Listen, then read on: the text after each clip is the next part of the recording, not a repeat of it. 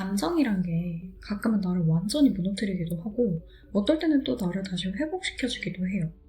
근데 솔직히 말씀드리자면 대부분의 날은 그냥 별일 아닌 척 넘어가기도 하고 기분 탓인가 보다 하고 무시하고 사는 경우가 정말 많아요.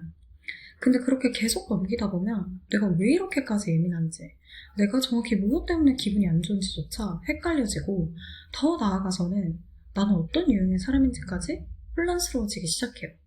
근데 사실 감정은 우리가 따로 배우지 않아도 가장 먼저 자연스럽게 느끼고 표현하는 거예요. 한번 생각해보세요. 아기는 태어나자마자 우는 법을 배우지 않아요. 그냥 본능적으로 울어요. 그러면 부모는 아기의 행동, 패턴, 분유 시간 같은 단서들을 바탕으로 배고픈가? 하고 분유를 주고 기저귀가 불편한가? 하고 갈아주면서 아기의 감정을 하나씩 추측하고 해석해요. 그렇게 감정은 처음엔 표현이 먼저고 이해와 해석은 나중에 따라오는 구조예요. 그리고 그 아기가 자라서 아이가 되고 청소년이 되면서 감정에 이름을 붙이기 시작해요. 예를 들면 어릴 때는 뭔가 마음에 안 들고 마음대로 안 되면 막 짜증내고 울잖아요. 근데 그게 우리가 붙인 이름, 감정이라는 이름이에요. 그래서 짜증이라는 감정, 화남이라는 감정이지 그 표현 속에는 진짜 감정이 있는 경우가 정말 많고 그 뒤에는 그렇게 된 이유가 많이 숨어 있어요. 그래서 어른들이 그런 상황에서 그럴 땐 이렇게 말하는 거야 하고 알려주는 거죠. 어릴 때는 누군가가 내 마음을 먼저 알아봐주고 불편한 감정을 대신 해석해서 알려주는 경우가 많아요. 하지만 어른이 될수록 그 역할은 결국 스스로 감당해야 되잖아요. 내 감정을 내가 먼저 직접 관찰하고 이해하고 해석하면서 살아가야 되는데 사실 현실에서는 그렇게 하기가 참 어려워요. 하루 종일 사람들과 소통하고 감정을 나누다 보면 이미 감정적으로 지치는 경우가 굉장히 많아요. 그래서 그때의 감정을 다시 떠올리다 보면 오히려 그 감정을 다시 곱씹게 돼서 더 지치게 되죠.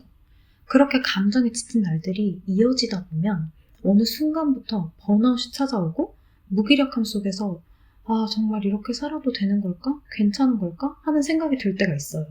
그래서 이 채널에서는 이미 지친 마음을 억지로 끌어내기보다는 반복되는 감정을 왜 느끼는지 점검하고 내 마음이 어떻게 나를 지켜왔는지 분석하고 해석해보려고 해요. 체계적인 질문과 짧은 생각 정리로 혼자서 놓치기 쉬운 감정의 이유를 자연스럽게 깨닫게 될 거예요. 오늘은 첫 시작인 만큼 감정을 다루는 흐름을 먼저 간단히 짚어보고 앞으로 천천히 하나하나씩 깊이 있게 들어가 볼게요. 감정을 다루는 흐름은 크게 4단계로 나눠서 볼 수 있어요. 인지, 분석, 해석, 활용이에요. 여기서 가장 먼저 해야 하는 건 내가 지금 느끼는 감정을 제대로 알아차리는 거예요. 즉, 감정인지죠. 지금 막상 누가 너 지금 기분이 어때? 하고 물으면 대부분은 그냥 그래, 괜찮아, 좋아, 별로야 같은 말로 대답하게 되잖아요. 그만큼 우리는 내 감정을 정확히 알아차리는데 익숙하지 않고 가볍게 넘기는 경우가 많죠. 그래서 이 공간에서는 6가지 관점으로 나를 들여다보려고 해요.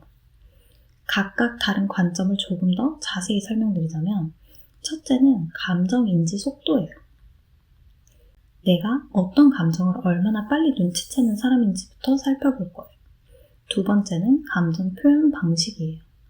느낀 감정을 바로 꺼내서 표현하는 사람인지 아니면 안으로 삼켜두고 묻어두는 사람인지 확인해보는 거죠.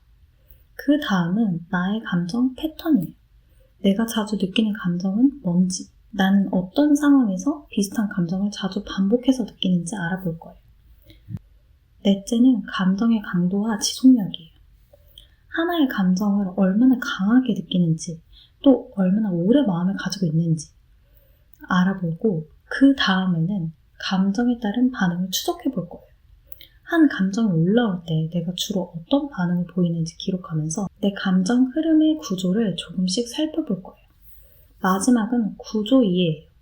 이렇게 앞 단계들을 하나로 연결해보면 내 감정이 어떤 식으로 흘러가는지 나만의 인지 구조가 조금씩 보이기 시작할 거예요. 이게 바로 감정을 인지하는 과정이에요. 조금 많다고 느끼실 수 있지만 나 자신을 이렇게 자세히 들여다봐야 비로소 조금씩 보이기 시작해요. 왜 연인들 사이도 서로가 이야기를 주의 깊게 들어주고 서로를 보살펴줘야 관계가 깊어진다고 하잖아요. 감정도 똑같아요. 내 감정도 그렇게 한 번쯤은 주의 깊게 들여봐주고 살펴봐줘야 돼요. 이렇게 차근차근 본인이 몰랐던 부분까지 알고 나서는 나를 마주하는 분석을 해야 돼요. 분석을 하는 이유는 결국 내 감정이 어디서부터 올라왔는지 확인하기 위해서예요. 예를 들어 인지 과정에서 내가 자주 느끼는 감정이 짜증이었다면 이 짜증이라는 감정이 도대체 어디에 뿌리를 두고 올라오는지 한 번쯤 짚어봐야 돼요. 그래야 나를 조금씩 바꿀 수 있어요. 그래서 저는 이 과정을 패턴 조각 탐색으로 부르고 있어요. 반복되는 감정을 그냥 넘기지 않고 작은 조각으로 잘라서 다시 바라보는 연습을 하는 거죠. 이런 과정을 거쳐야 나는 왜 비슷한 말을 반복적으로 상처를 받는지, 왜 같은 상황에 자꾸 불안해지는지 그 원인을 조금씩 알 수 있어요. 그리고 그 안에서 내가 미처 몰랐던 감정의 연결고리를 발견하게 돼요. 그 다음은 해석 단계예요. 해석 단계에서는 분석을 바탕으로 조금 더 객관적인 시선에서 감정을 들여다보는 연습을 해요. 조금 어려울 수도 있지만 어떤 상황이 생겼을 때 감정 중심으로만 보지 않고 조금 더 사건 중심으로 바라보면 내가 덜 흔들리고 상대방과 훨씬 편하게 소통할 수 있어요. 예를 들어서 A라는 사람은 자신의 불안하거나 인정받고 싶은 마음을 솔직하게 말하지 못해서 화나 짜증으로 표현할 때가 있어요. 왜 회사에서도 이런 경우 있잖아요. 상사가 왜 이렇게까지밖에 못했어? 왜 이렇게밖에 못했어? 하고 한마디 들으면 자기도 모르게 해도 안 되는데 어떡해요? 이렇게 짜증이 올라오잖아요. 근데 그 안을 가만히 들여다보면 나는 진짜 최선을 다했어요. 그걸 조금만 알아주면 좋겠어요 하는 마음이 숨어있어요. 사람은 자기가 느끼는 감정을 항상 정확하게 표현하지 못하기 때문에 무심코 내뱉은 말이 상대에게 상처가 되기도 하고 오해가 쌓이기도 해요. 그래서 해석 단계에서는 내가 느낀 감정이 어디서부터 왔는지, 상대는 왜 그런 식으로 표현했는지 조금 더 객관적인 시선에서 바라보는 연습이 필요해요. 마지막은 활용이에요. 여기서 제일 중요한 건 감정은 없애야 할 대상이 아니라는 거예요. 감정은 사라지지 않아요. 억지로 덮어두거나 무조건 밀어내기보다는 어떻게 하면 이 감정이 나를 지치게만 하는 게 아니라 오히려 나를 지켜주는 신호로 될 수 있을지를 하나씩 설계해야 해요.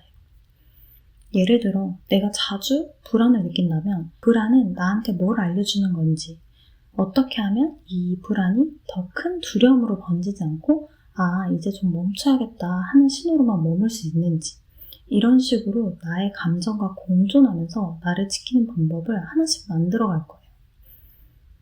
이렇게 정리해보면 우리가 이 채널에서 다루게 될 감정의 흐름은 크게 4가지예요. 인지, 분석, 해석, 활용. 그리고 각 단계에서 구체적이고 체계적인 스텝으로 나눠져 있어서 그 안에서 내 감정을 조금 더 부드럽고 정확하게 이해하고 필요할 때 나를 위해서 잘 써볼 수 있어요. 지금 이 순간부터 억지로 마음을 꺼내려고 애쓰지 않아도 괜찮아요. 조금씩 나에게 허락되는 만큼만 내 마음을 들여다보면 충분해요. 혹시 이 흐름 안에서 떠오르는 여러분의 감정 이야기나 궁금한 점이 있다면 언제든지 댓글로 남겨주세요. 그 이야기가 이 공간을 더 안전하고 따뜻하게 만들어줄 거예요.